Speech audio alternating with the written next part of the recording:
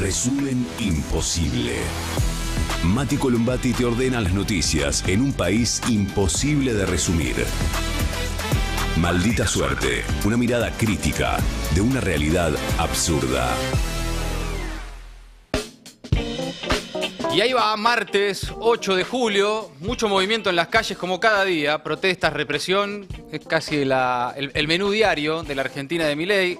Hoy los trabajadores de Vialidad Nacional se movilizan tras la disolución del organismo anunciado ayer por Adorni y Sturzenegger. Mientras tanto, también hay otro tipo de protestas, no solo de los estatales o del sector público, sino también del sector privado. Hubo represión y heridos en la Panamericana durante una protesta de los trabajadores despedidos de Georgalos. Parece ser la única respuesta frente a la protesta social. Represión, detenciones, heridos. Hoy efectivos de Gendarmería volvieron a reprimir en la Panamericana. Al mismo tiempo también se extiende la crisis laboral. Empezamos a ver, no solo en los números del INDEC, en estudios privados y más, sino en la vida diaria de la información, distintos focos de conflicto. Hay una historia muy gráfica de la Argentina en las últimas horas, que es la de la fábrica de caramelos No Hay Plata, que se quedó literalmente sin plata y puso a todos sus empleados sin goce de sueldo. Pero también atención, porque hay crisis en Scania que paraliza su producción y hay alarmas por el futuro. Todo esto mientras el gobierno vende la cadena de la felicidad permanente, la macro ordenada, qué sé yo, quédense todos tranquilos. Pues lo que empezás a ver es que se multiplican los conflictos. Mientras tanto, ahora en este momento, los diputados de la oposición lograron el dictamen en la ley de emergencia para el Hospital Garrahan. Esto está pasando ahora y lo vamos a ir a contar. Hay novedades en la Cámara de Diputados. Puede haber novedades esta semana, el jueves en el Senado también. Puede ser una semana muy complicada en el Congreso. Muy picante, ¿no? Muy picante para Milei. ¿Por qué? Bueno, porque se le pararon de mano los gobernadores. Y de hecho hoy los gobernadores le van a vaciar el 9 de julio a Milei, que va solo, prácticamente solo. Hoy a Tucumán mete ahí una cadena nacional. Una foto muy distinta a la del año pasado, así que ahora vamos a repasar eso. Habló Axel Kicillof, se frenó la caída de la inflación en la ciudad de Buenos Aires. De todo eso nos vamos a ir ocupando y también de las últimas novedades en el mundo. Mientras tanto, dejan un like, un comentario y arrancamos a resumir. Con el argumento repetido ya como un mantra, de forma permanente, de reducir la estructura del Estado, de achicar el Estado y en definitiva achicar el gasto público, el gobierno oficializó este martes en el boletín oficial la disolución, transformación y fusión de 21 organismos públicos, todos juntos de un saque. Era el último día en el que tenían las facultades delegadas para hacerlo, luego de que el Congreso, por cierto, le aprobara la ley bases el año pasado. La decisión publicada en el boletín oficial afecta a dependencias de distintas áreas, hay de todo tipo: salud, transporte, agroindustria, industria, seguridad vial, por donde mires. Y en este momento hay una protesta de los trabajadores de Vialidad Nacional ya desde temprano, protestando en las calles, porque hay 5.500 trabajadores, de mínima hay 3.000 puestos de trabajo en riesgo,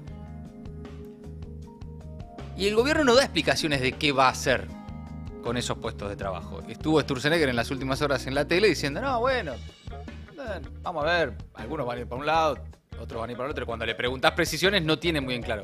Es mucha gente, ¿eh? Es mucha gente la que por estas horas ve amenazados sus puestos de trabajo, muchas familias. Que si vos escuchás al gobierno es como que no les importa realmente, no están dentro de su panorama de decisiones. Fue muy impresionante. Le preguntan a Sturzenegger, bueno, ¿y qué va a pasar con las 5.500 personas que trabajan en Vialidad Nacional? No tenía una respuesta. Yo creo, honestamente, porque ni siquiera lo había pensado. Es como que para ellos, la gente es como, bueno, es parte del mobiliario, ¿no? Bueno, movés, achicás, pasás de secretaría a subsecretaría, pasás de secretaría a no sé qué cosa, reorganizás el Estado, sin considerar que hay un montón de gente que por estas horas está con mucha angustia, pensando qué va a pasar con sus ingresos cotidianos. Graciela, sí, perdón. No, pero además está decir que además la mayoría de ellas, si se terminan yendo del Estado, o sea, los terminan echando, sí, van a tener que pagar indemnizaciones. Sí, claro. Y eso es un fangote de guita también, ¿eh? Sí, evidentemente. Es un fangote sí, de guita. Sí, sí. O sea, esto que se supone que quieren reducir de un lugar, bueno, van a tener que salir de otro. Lo mismo que pasará con vialidad si a alguien que, por ejemplo, tiene un accidente se le ocurre iniciarle algún tipo de demanda al Estado Nacional. Bueno, yo creo que empieza a entrar en el panorama ese tipo de cuestiones, ¿no? ¿Cuál es la responsabilidad por parte del Estado Nacional en caso de, claro, de que sucedan ese tipo de cuestiones? Graciela Leña, la titular del Sindicato de Vialidad Nacional, calificó de cruel y maligno al gobierno de Milei y dijo: no solo están con los trabajadores, contra los trabajadores, están también contra el pueblo argentino. Dijo, escúchame. Por parte de este gobierno cruel y maligno de hacer lo que está haciendo con la Dirección Nacional de Vialidad, compañeros. No hay ningún motivo para destruirla. No hay ningún motivo certero que sirva al pueblo argentino. No solo están en contra nuestra de los trabajadores, también en contra del pueblo argentino. Porque nuestras rutas van a quedar incomunicadas, compañeros. Y por eso también tenemos que pelear. Para demostrar que nuestro corazón es la Dirección Nacional de Vialidad, carajo. Bueno, ahí escuchábamos ese testimonio obtenido por el medio Infogremiales. Mientras tanto, apareció la CGT con un comunicado. Rechazó el cierre de la Agencia Nacional de Vialidad, comunicó que la decisión del gobierno deja en vilo a miles de trabajadores, destacó el rol porque dice que son fundamentales para la prevención de accidentes automovilísticos. La comunicadora general de Twitter: estas intempestivas e improvisadas medidas dejan en vilo a miles de trabajadores cuyas funciones y tareas en cada una de las rutas de la Argentina son fundamentales, dice el documento de la Central Obrera, y advierte que una vez más el Poder Ejecutivo, en lugar de poner sus esfuerzos en mejorar la vida de las y los argentinos, llevan adelante acciones cuyo único objetivo es generar incertidumbre sobre miles de puestos de trabajo y desidia respecto de nuestras rutas. Es lo que dice el comunicado firmado por el Consejo Directivo Nacional de la CGT, que señala también que esta maniobra no hace más que transformar a las rutas argentinas en un espacio donde más temprano que tarde el abandono derivará en más accidentes y peligro para las millones de personas que las transitan día a día. Más allá de esto, que le diga la CGT o no, es parte de lo que decía recién Gaby también, es muy impresionante que todos sabemos que esto termina con más muertes en las rutas. Y sin embargo, sucede, avanza, y veo también en Twitter por estas horas, no sé, personajes como Florencio Randazzo saliendo a lamentar la decisión del cierre de Vialidad Nacional, el ex ministro de Transporte durante los años de Cristina, y vos decís, claro, pero votaste a favor de las facultades delegadas que permitieron en definitiva el desguace de Vialidad Nacional. Bueno, por supuesto que detrás de esto, además de todo, y como siempre con este gobierno, esto lo decimos desde el primer día, detrás de esto hay un negocio. El gobierno de Milei es, antes que nada, un plan de negocios. ¿Por qué? Porque ahí están Caputo, Sturzenegger y los muchachitos de siempre. Entonces, habrá algunas rutas que serán concesionadas, que les pondrán peajes, vaya uno a saber a qué precios. Algún sector, no sé, algún privado que dirá, bueno, esta ruta me sirve. Esta ruta yo la agarro, la manejo, pongo un peaje y listo. Esta para mí es negocio, yo me la quedo. Entonces ahí habrá, entonces, algún negocio para el sector privado. Después hay la mayoría de las rutas que conectan pueblos, que conectan ciudades, que no son en términos de mercado redituables, a la que no le puedes poner un peaje porque conecta, qué sé yo, 2 pueblos de La Pampa. ¿Qué peaje vas a poner ahí? Y que sin embargo son importantes y que son rutas que además de conectar pueblos, conectan también la producción de esas provincias con, por ejemplo, los puertos.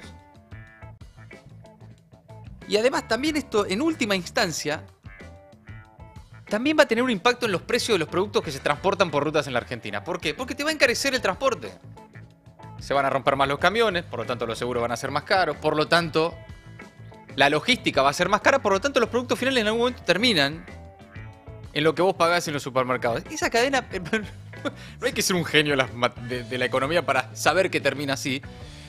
Claramente atrás de esto, y como en cada decisión que el gobierno toma para desguazar el Estado, hay también un flor de negocio para algunos sectores del privado. Ya se vendrán las concesiones, se viene ahora una etapa seguramente en que el gobierno va a querer profundizar con las privatizaciones. Bueno, todo para, en principio, seguir tendiendo puentes hacia el dólar barato y ver si llega a octubre con la tranquilidad que por estos días no se observa, ¿no?, en el precio del dólar, que andaba ahí picando cerca de los 1.300, y llegar a las elecciones con, bueno, el dólar planchado, la inflación, etcétera, ¿no? Esto por un lado, esto sí, perdón. No, había un tuit que leía esta mañana, me parecía súper piola, de Hernán Pablo, profe de Flaxo, que decía a propósito de la eliminación de vialidad, dice: pierden capacidad de gestión, conocimiento para administrar y además no invierten. Problemas de seguridad y productividad. Pero dice Pablo en el último renglón, lo peor es que también pierden plata, digo, que va en este sentido. Exacto. Mantener todas las rutas sale 4.000 millones de dólares al año, pero rehacerlas sale 40.000 millones. Sí, claro. No, y lo que sale para el Estado, si querés, si la discusión es de gastos, ¿no?, que para mí no es esa la discusión, pero si vos querés ponerla la discusión en términos de costo, beneficio, números, gastos, ¿cuánto le sale al Estado los accidentes que van a haber en esas rutas? La asistencia, la emergencia, la hospitalización, todo lo que viene después de ese tipo de accidentes. Salud pública, ambulancia. También son recursos del Estado. Sí, claro. También en todo caso es plata del Estado. Para mí ni siquiera hay que darla de esa... Por eso es una discusión tramposa, porque es a donde te lleva el gobierno, ¿no? A discutir planillas de Excel. Y la verdad es que acá lo que hay es también una idea de país, un desarrollo, una idea de Argentina. Claro. Si vos ya ni siquiera te calienta conectar pueblos con pueblos, es porque no te importa la gente. Y esto en las provincias tiene un impacto fuertísimo. Por ahí a veces de la Ciudad de Buenos Aires no se ve, pero el impacto que tiene esto en las comunidades, en los pueblos, en la conexión de la sociedad en las provincias, de los pueblos de las provincias, esto es enorme. Yo supongo que, quiero creer todavía que queda algún margen de maniobra por estas horas, en algunos movimientos que están haciendo los gobernadores. Bueno, no, es casi como una expectativa de algún mínimo de esperanza de que desde el Congreso y que algunos gobernadores empiecen a advertir que ya está, lo que se está viendo por estas horas son señales suficientes para entender que no hay proyecto de país posible con este plan de negocios que está llevando adelante Sturzenegger y compañía. Lo hemos dicho acá, el verdadero triángulo de hierro, que es Sturzenegger, Caputo y Bullrich, con el poder económico que promociona este tipo de proyectos, que le han hecho creer a Milei que es el que gobierna, digamos, lo hacen jugar a Milei de presidente un rato, le dicen: sí, dale, andá, Javo, vos sos el presidente, andá y divertite. Tomá, hacé de cuenta que acá estabas gobernando, ¿no? Y le dan un joystick desenchufado, ¿viste? Le dicen: sí, estás jugando, sí. Y los que están acá haciendo, de verdad, y deshaciendo, son Sturzenegger y compañía. Mientras tanto, represión y heridos en la Panamericana esta mañana. La única respuesta frente a la protesta es represión y detenciones. Efectivos de Gendarmería reprimieron a trabajadores de Giorgalos durante una protesta en la Panamericana. Son trabajadores despedidos de la empresa de golosinas que realizaron esta mañana un corte en la autopista Panamericana y en sentido a la Ciudad de Buenos Aires, bien temprano a la mañana, todavía de hecho estaba oscuro, ¿no? 7 de la mañana, hasta ser desalojados por efectivos de Gendarmería Nacional al mando de Patricia Bullrich. El motivo de la protesta es el despido de 5 empleados que participaron de un paro convocado por el gremio en el marco de un conflicto laboral que ya se extiende desde hace por lo menos un mes. Ahí los trabajadores acusan a la empresa de llevar adelante una práctica antisindical y de no respetar la consignación obligatoria que dispuso el gobierno bonaerense.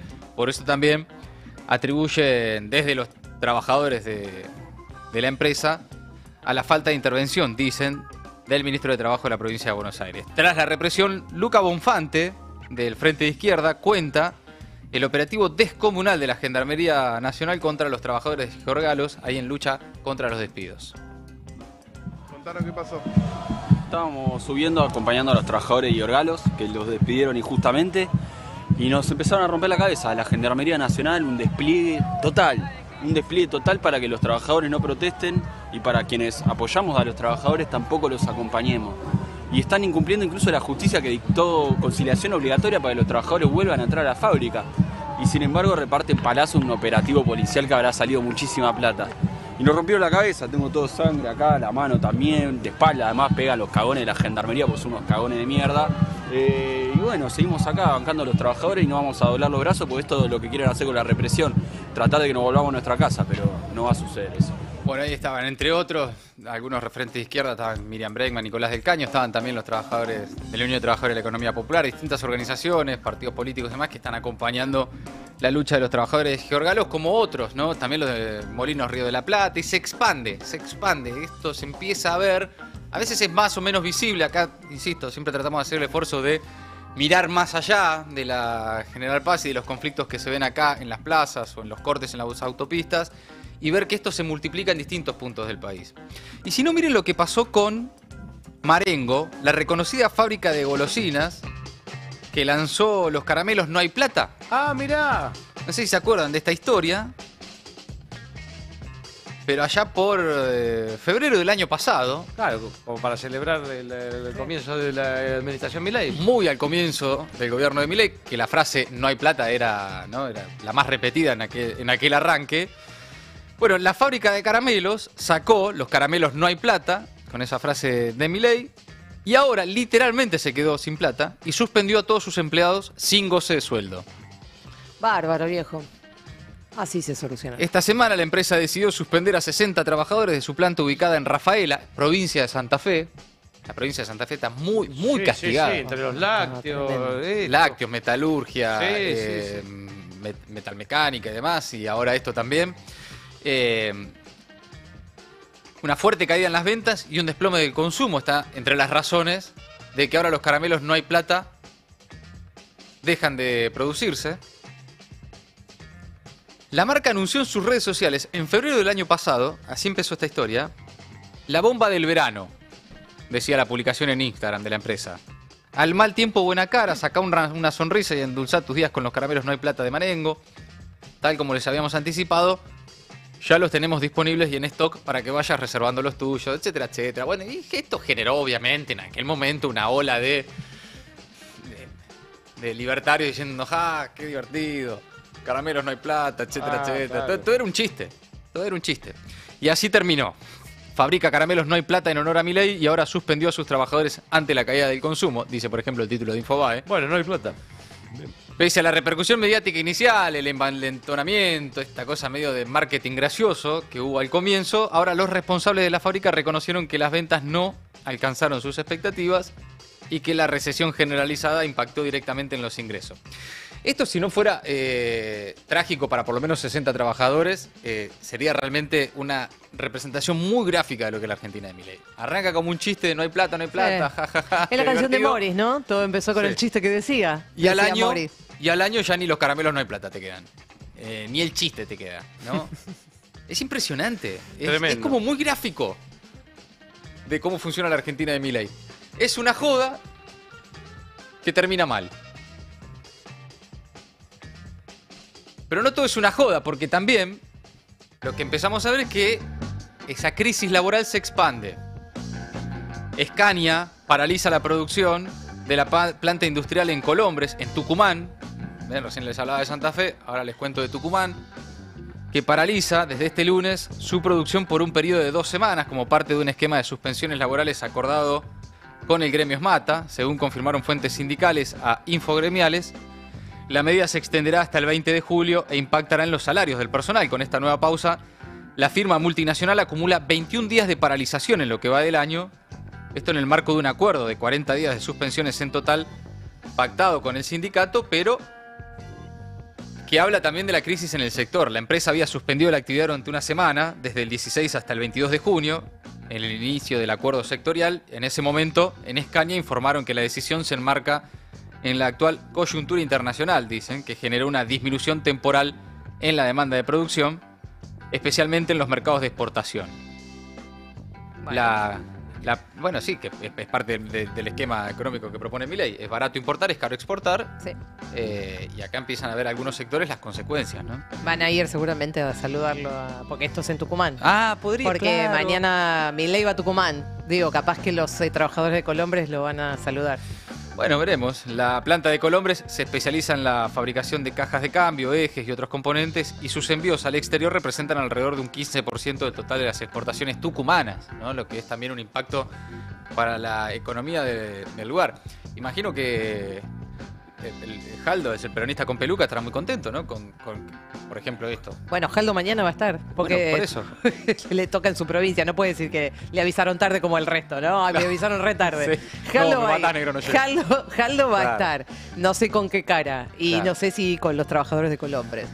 Bueno, cambiamos de tema. Diputados de la oposición lograron el dictamen en la ley de emergencia para el Hospital Garrahan. Noticia de esta hora. Tenés el anuncio del dictamen. Esto pasaba hace instantes, entonces, ahora, a esta hora, en la Cámara de Diputados. A ver.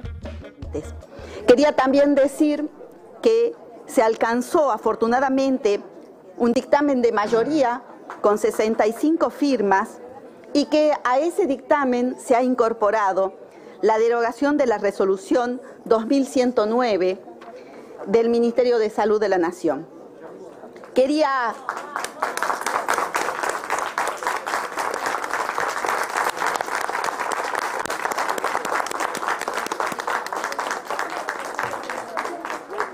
nuestro reconocimiento a los trabajadores del Garrahan y a todos los residentes. Esto acaba de suceder, entonces la oposición consiguió dictaminar el proyecto que declara la emergencia pediátrica y de las residencias por 2 años. La novedad es la incorporación de un artículo que da marcha atrás con el nuevo régimen de becas optativas que tanto ruido hizo la semana pasada para las residencias, eso que había creado el Ministerio de Salud de Mario Lugones vía una resolución. Se consiguieron 65 firmas, 7 más que las necesarias. Firmaron Unión por la Patria, Democracia para Siempre, Encuentro Federal, Innovación Federal y la Coalición Cívica en disidencia, pero firmó. La UCR presentó un texto propio y la izquierda también. Esto para la ley de emergencia en salud, ¿no? Y particularmente, bueno, En pediatría, claro. pediatría y Garrahan. Estamos hablando de Garrahan en general, no solo Garrahan, pero especialmente el Garrahan. Y esta tarde será el plenario de Educación y Presupuesto para avanzar con las iniciativas que actualizan el presupuesto universitario. El principal proyecto es el de la radical Dania Tabela y la peronista Blanca Osuna, que buscan actualizar y recuperar el salario docente y establecer un porcentaje mínimo de inversión presupuestaria según el PBI. El plan de los bloques no oficialistas es llevar a los despachos a una sesión a más tardar en agosto, al retomar el receso invernal. Bueno, mientras tanto, esto avanza en la Cámara de Diputados, proyectos que incomodan al gobierno, en definitiva, porque tienen que ver con 2 sectores en los que está, de alguna forma, respaldando su ajuste, el ajuste en salud y el ajuste en educación. Ya vimos lo que pasa con jubilados y ya vimos lo que pasa con el Estado en general. Y este jueves hay una sesión en el Senado donde también se le puede complicar al gobierno, y fuerte. Esta vez sí, porque se pueden llegar a aprobar directamente ya los proyectos que vienen con media sanción de diputados, que tienen que ver con jubilaciones, moratoria previsional y demás. Así lo explica el senador José Mayans. A ver. Hoy en la tarde, a las 5 de la tarde, tenemos labor parlamentaria. Sí. Tenemos previsto 6 temas en tratamiento. Sí. Hemos emitido despacho por 3 temas, que son el tema previsional, el tema de la moratoria y el tema la emergencia por discapacidad. Esos 3 temas tienen despacho. Sí. Lo que ayer sacó el secretario parlamentario es nulo, de nulidad absoluta. No tiene potestad para opinar sobre el tema de los senadores. Eso tiene que estar sometido directamente al cuerpo. Nosotros tenemos la sesión ordinaria votada en la sesión preparatoria por unanimidad del cuerpo. O sea, los miércoles y jueves a las 14 horas está convocado el Parlamento para funcionar en forma ordinaria. Eso no puede impedir nadie, porque es un poder público, es un poder del Estado. Cualquier obstrucción a eso es un delito. Después queremos hacer la insistencia por el tema de Bahía Blanca, que mi ley veto. Sí. Y después están los 2 temas propuestos por los gobernadores, que eso sí reclama 2/3 porque no tiene despacho, porque no habían dispuesto el giro a las comisiones, entonces no tuvo tratamiento. En principio, entonces, el jueves va a haber sesión en el Senado. A las 14 horas. Va a haber sesión a las 14 horas. Bien, perfecto. Eso dice el senador nacional José Mayans, anticipando lo que podría ser una sesión muy complicada para el gobierno en el Congreso, en el Senado, ¿no? Y a juzgar esos dos temas que mencionaba al final, que dice no tienen despacho y sí necesitan, digamos, una mayoría especial en el Senado, que está hablando de los ATN y de el impuesto a los combustibles, que no coparticipa el gobierno nacional con las provincias. Digo que a juzgar por la postura que están teniendo todos los gobernadores, atención con que no se llegue con el número, claro, con los 2/3 de la Cámara de Senadores. Que le impida luego el veto. Exactamente. Sí. Bueno, ese es el objetivo de la oposición, claro. Veremos si lo logran. Sería la verdad sería un gol para la oposición. Sí. Pero además, parte de lo que venimos charlando, un cambio de escenario. Porque hasta ahora todos los gobernadores, de hecho, la ley bases, que hasta hoy estuvo desguazando el Estado, fue en gran medida gracias al apoyo de muchos de los gobernadores que con sus diputados y senadores acompañaban las iniciativas del gobierno. En las últimas semanas parecen haber cambiado de idea varios de los que se ponían la peluca, ¿no? Por muchas razones. Y tal vez diferentes entre sí. Diferentes entre sí, pero algo sucedió que de repente se encontraron los 23 gobernadores y el jefe de gobierno porteño firmando juntos un reclamo al gobierno nacional por fondos. Porque básicamente esto lo venimos contando, el gobierno se queda con los fondos, algunos específicos, por ejemplo, el del impuesto a los combustibles líquidos, con los que debería hacer obra pública en las provincias. No solo no hace la obra pública, se queda con los fondos y encima después va a esas provincias y les arma listas. Claro, todo tiene un límite. Para las elecciones de este año. Sí. Hubo algunos que acompañaron hasta que dijeron, che, no, para una lista. Hasta acá llegaste, Javier. Hasta acá llegaste, Javier. Deja de mearme. Sí, Pará, ¿qué más querés? Sí, por lo menos traerme una toallita para secarme. Sí. Claro. Bueno, el medio antes de tiempo, ¿no? Claro, bueno. Justamente los gobernadores le vacían a Milei el acto de esta noche por el 9 de julio, Día de la Independencia, en plena tensión con las provincias por el reclamo de fondos. Milei va a encabezar este martes en Tucumán la vigilia y el acto central por el Día de la Independencia, sin la presencia de su vice Victoria Villarruel, con gran ausentismo de los gobernadores, en una cadena nacional que a esa hora va a mirar Conan. Bueno.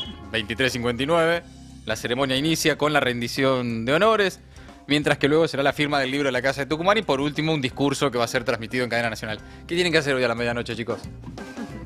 Mañana es feriado. Mañana es feriado. Así que nos vamos a acostar tarde. Sí, no, ¿te querés acostar tarde mirando el discurso de Jabo? Estoy re para esa. No te lo pierdas.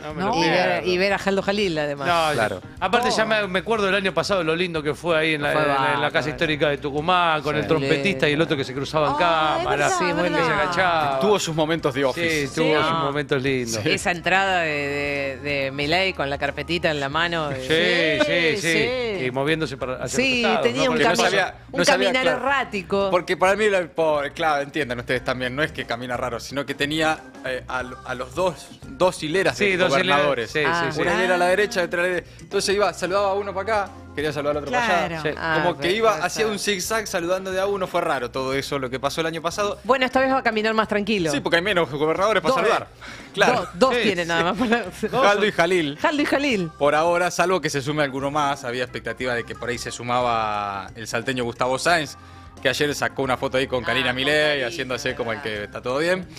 Posiblemente la posibilidad, al menos, la posibilidad de que haya capaz algunos vicegobernadores. Pasalacua, ¿no habían dicho? La posibilidad de que vaya Pasalacua no estaba del todo claro. El chaqueño Leandro Esdero, que en principio son aliados, pero... ayer estuvieron ahí con el pastor. Habría que ver si va. Y el santiagueño Gerardo Zamora también estaba en duda. Que pasa en los que están cerca. Sí. No pueden decir, es que me avisaste tarde. No bueno, llego, man. Pero medio que también la avisó tarde también. Avisó tarde. Sí, avisó el viernes nomás. Les mandaron un mail nomás. Lo que hay que ver acá, al margen de todo chiste, es cómo han cambiado las cosas en un año para Milei en su relación con los gobernadores. Al principio el crédito que le da, que es evidente el crédito que le dieron, la confianza, el tiempo, hay que dejarlo andar, hay que darle las herramientas, todas esas cosas que se decían. Y algo en el medio pasó en un año, porque el 9 de julio de 2024, ahí estaba Milei con 18 de los 24 gobernadores para la firma del Pacto de Mayo. ¿Se acuerdan? Que al final fue firmado en julio, pero era el Pacto de Mayo, que vendieron en ese momento como acá llega el fin de las grietas y la reconstrucción del consenso y bla, y no sé cuántas cosas más, lineamientos para la política económica al mediano y largo plazo, el desarrollo de la Argentina, etcétera, etcétera.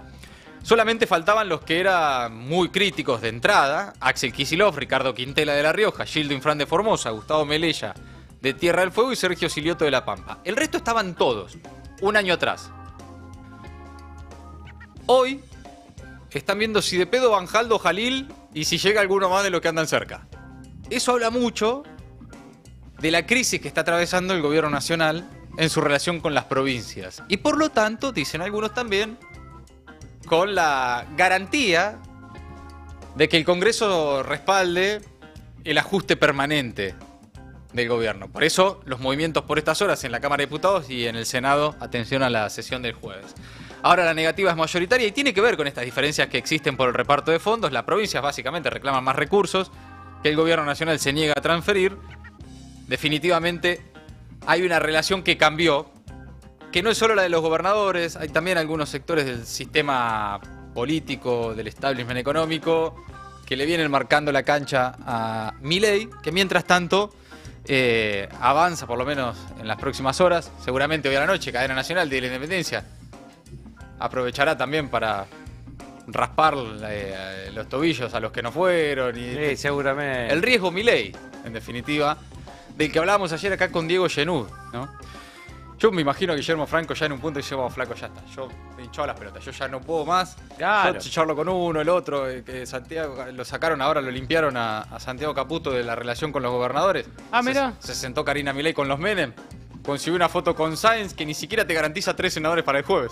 Está difícil la situación, Claro, para el gobierno nacional en su relación con los gobernadores. Que más allá de la relación con los gobernadores, son los votos que después necesitan el Congreso para sostener todo ese plan de ajuste, ¿no? Sí. Claro, porque además, digamos, que los gobernadores que se habían acercado en algún momento, ahora no tienen ningún motivo para estar cerca del gobierno. ¿Qué te puede quedar? ¿Qué motivo te puede quedar para bancar todavía hoy al gobierno de Milei? Claro, porque encima Karina y Lule, Menem y qué sé yo, son los que más impulsaron el armado propio de la Libertad Avanza en todas las provincias. Exactamente.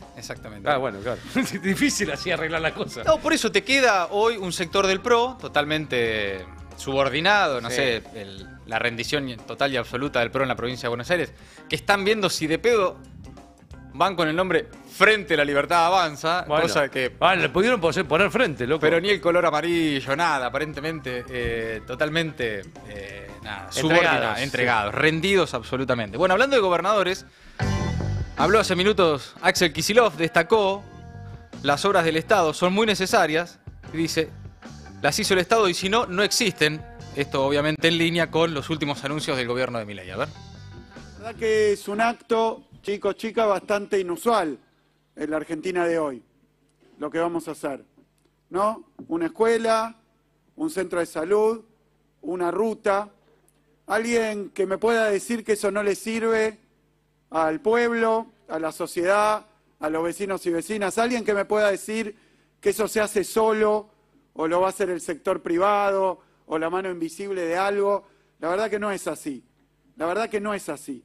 La verdad que esta escuela era muy necesaria, ustedes lo saben bien, vienen compartiendo con la primaria un edificio hace mucho tiempo, por supuesto que agradecerles, por supuesto que albergarlos, alejarlos, pero también lo que significa un edificio compartido, lo que falta, lo que podría ser mejor, que hoy estamos habilitando, un centro de salud que tampoco se va a hacer solo y que es recontra, ultra necesario, y una ruta que, bueno, que hacía tiempo se esperaba. Yo quiero decir que todo esto, a pesar de los discursos que vienen, de enojo, de insulto, a veces directamente de violencia verbal desde el gobierno nacional, yo quiero dejar establecido acá en Pilar que la escuela, el centro de salud y la ruta la hizo el Estado. El Estado. O sea, todos nosotros juntos, haciendo un esfuerzo, poniendo los recursos, pensando qué se necesita y haciéndolo. Y si no, no existe. Bien, ahí la línea de Axel Kicillof esta tarde, mientras Axel, Máximo, Massa y demás andan todos en sus roscas y ordenando la cuestión en la provincia de Buenos Aires. Acá casi que por interés personal, en esto soy absolutamente honesto, hasta que eso no esté resuelto, a mí me importa bastante poco el transcurso de esas negociaciones. Avísenos cuando lo tengan listo, muchachos. Sí. Mientras tanto hay un montón de otras cosas para contar y la rosquita, bueno, que las cuenten los que les gusta la rosquita. Por otro lado, se frenó la caída de la inflación en la ciudad de Buenos Aires y en junio fue de 2,1%. Esto puede anticipar un poco lo que ocurre a nivel nacional. El índice de precios al consumidor de la ciudad de Buenos Aires registró en junio un incremento del 2,1%, acelerándose respecto del dato de mayo, que había sido en la ciudad 1,6%. Esto según en lo que sería el INDEC porteño, el Instituto de Estadística y Censos de la Ciudad Autónoma de Buenos Aires, el IDECBA. El acumulado en el primer semestre del año evidencia una suba del 15,3%, ponele, en la ciudad de Buenos Aires. Hablando de la ciudad de Buenos Aires, en un rato Gaby nos va a contar en detalle los resultados del tercer censo popular de personas en situación de calle. Solo en la ciudad de Buenos Aires hay registradas casi 12.000 personas. Una tragedia. Tiradas en las calles de la ciudad más rica del país, ¿no? En la capital del país. Verdaderamente una tragedia. Sin respuesta estatal, con desinterés total del gobierno nacional, que se desligó por completo. Y además con hostigamiento, persecución, estigmatización de las personas que viven en la calle. Lo vemos acá en la ciudad de Buenos Aires, pero se ve en Mar del Plata, se ve en Mendoza, se ve en Córdoba, se ve en distintas grandes ciudades del país. Y también en esta temporada invernal, frío polar de los últimos días. El año pasado había 134 personas en todo el país que fallecieron, 28 de ellas en la ciudad de Buenos Aires. En lo que va de 2025, en la ciudad ya hubo 13 muertes. Esta semana hubo muertes en distintas partes del país, suman 63 en lo que va del año. Pero un rato fuera del resumen, Gaby va a profundizar con los últimos datos de este tercer censo popular de personas en situación de calle. Hasta ahí las últimas novedades de la Argentina. ¿Qué pasa en el mundo, Ori? Y empezamos con Benjamin Netanyahu, el primer ministro israelí, que propuso al presidente estadounidense, su amigo y aliado Donald Trump, para el Nobel de la Paz. Mr. President, the letter I sent to the Nobel Prize Committee, it's nominating you for the Peace Prize, which is well deserved. Está hablando Benjamin Netanyahu. Señor presidente, le dice a Donald Trump, quiero presentarle la carta que envía al comité del Premio Nobel, nominándolo para el Premio de la Paz, que sería muy merecido. Trump le contestó, muchas gracias, viniendo además de usted en particular, esto es muy significativo. Lo que acabamos de ver. Yo no me quiero reír porque ya veo que lo termina ganando. Es que uno no sabe si se ríe para no llorar. Lo que acabamos de ver es un hombre con una orden de arresto en su contra de la Corte Penal Internacional por crímenes de guerra y de lesa humanidad en Gaza, entregar una carta al hombre que le dio y le sigue dando las armas para llevar adelante un genocidio. No, a nivel de hipocresía, pero es extremo, no hay más. No hay más. Más allá no hay. El nivel de hipocresía de Netanyahu proponiendo a Donald Trump que sea premio Nobel de la Paz. Es obsceno. Es tremendo. Para mí que hay toda una camada, una generación entera de guionistas de series y películas que acaban de renunciar. No, es inverosímil como guión. Vos lo llevás a Netflix y le decís, no puede, no, hermano, no se puede. Igual no hay que olvidar que Kissinger también se ganó el premio Nobel de la Paz. Sí, ¿no? claro, por supuesto. Por supuesto que el premio en sí, bueno, vos nombraste a uno, yo tengo a Barack Obama, también, como en años recientes. Sí, y nunca hubo más guerra que en el periodo de Barack Obama, por ejemplo. Pero mi mirada está menos puesta en el valor del Premio Nobel de la Paz, sino la forma en que están burlándose de la inteligencia de todos y todas nosotros. Claro. Se burlan de la humanidad misma. Tal cual. Haciendo ese tipo de propuestas. Bueno, el futuro Premio Nobel de la Paz, entonces Donald Trump anunció en ese mismo encuentro que se reanudará el envío de más armas a Ucrania. I want to present to you, Mr. President, the letter I sent to Sí, decía entonces Donald Trump, vamos a mandar más armas, les cuento yo igual. Tenemos que hacerlo, tienen que poder defenderse, están siendo atacados muy duramente ahora, tenemos que mandar más armas defensivas, hay mucha gente muriendo en este caos. A ver si se entiende, ¿no? La doble vara. El futuro Premio Nobel de la Paz dice tenemos que mandar más armas. Más armas. Es extraordinario. Después de decir no veo fisura en esa lógica. No, ninguna. Es impecable. Todo esto una semana después de que justificara la suspensión justamente el suministro de armas a Ucrania por las bajas reservas o las reservas de municiones en Estados Unidos por debajo del nivel deseable según el Pentágono. Recordatorio, Trump y Donald... estoy cambiando los nombres. Donald Trump y Vladimir Putin, así se llaman, hablaron el jueves pasado durante 1 hora. Después de eso, Trump dijo que no había logrado ningún progreso y que estaba muy decepcionado, lo que reiteró este lunes diciendo no estoy nada contento con el presidente Putin. Trump fue consultado por periodistas en esa misma reunión, ¿no? Sobre si creía que los palestinos debían ser expulsados por la fuerza de Gaza. Y esto tiene todo que ver con el plan que se dio a conocer en las últimas horas, el plan del gobierno de Benjamin Netanyahu de obligar a cientos de miles de gazatíes a asentarse, escuchen esto, en un campamento instalado en las ruinas de la ciudad de Rafah, al sur de Gaza. Una vez adentro del campamento no podrían salir más. Bueno, Trump evitó la respuesta a esa consulta y le pasó el micrófono a Netanyahu. It's called free choice.